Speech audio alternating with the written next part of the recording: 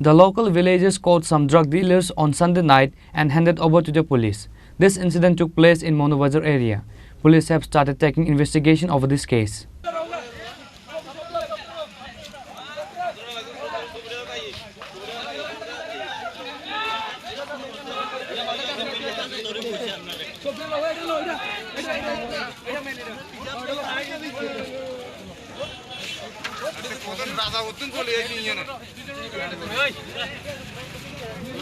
The state government has taken a various initiatives to make a state drug-free.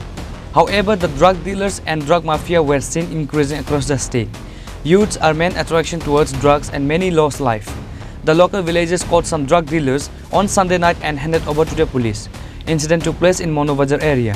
The police have started taking investigation over this case.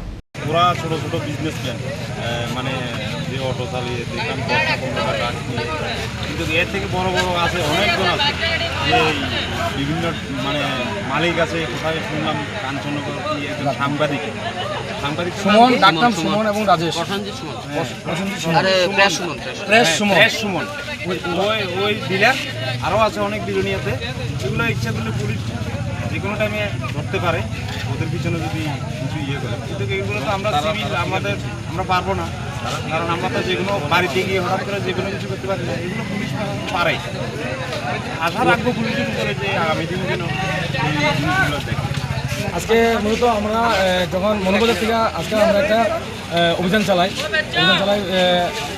সন্ধ্যা 6টার দিকে আমরা কারমিবাজারের একটা ছেলে শান্তিবাজার থেকে ড্রাগসের জন্য শান্তিবাজার থেকে একটা ছেলে গিয়েছিল ড্রাগস নেওয়ার জন্য।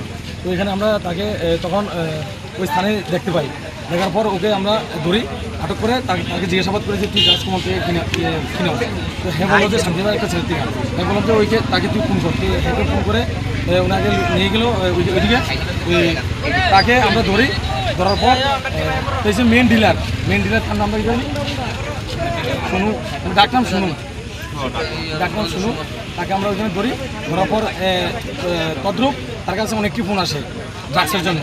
তো তাকে আমরা ধরে ওখানে আটকে রেখে আমরা 1-150 পাবেন ওইখানে আটকে রেখে আমরা যে ফোনগুলো এসছে এই ফোনের মূলে যাকে ধরেছিলেন তার বাড়ি শান্তিবাজার সেন্ট্রাল স্কুলের সাথে।